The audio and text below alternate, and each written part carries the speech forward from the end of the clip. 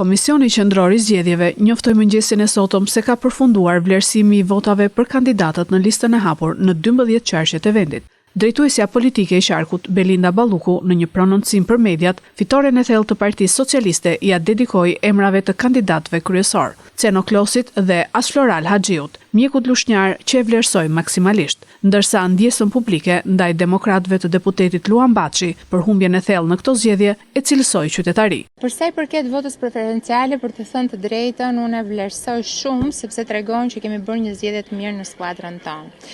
Vota preferenciale praktikisht në të gjithë listën është e shpërndarë, por nga ana tjetër kemi sigurisht dhe vendet e para, siç është rasti i Ceno Klosit, i cili kryeson listën me mbi 16.000 vota, apo rasti i Asfloral Haxhiut, që përfaqëson pra grupin e deputetëve të Lushnjës, doktorin, i cili ka marrë nëse s'gabojmë rreth 12.000 vota, apo dhe rasti Antoneta Dhimës, që është më e votuar nga femrat mbi 6.000 vota. E gjitha kjo tregon që kemi bërë zgjedhje të mira.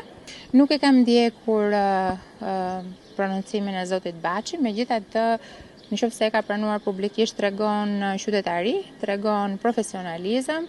Unë me zotin Baçi kam kohë që jam në parlament, kam respekt për atë çka ai përfaqëson. Në fund të ditës përfaqëson të gjithë qytetarët e djathtë qytetit Fierit, apo të bashkisë Fierit, apo qoftë të qarkut.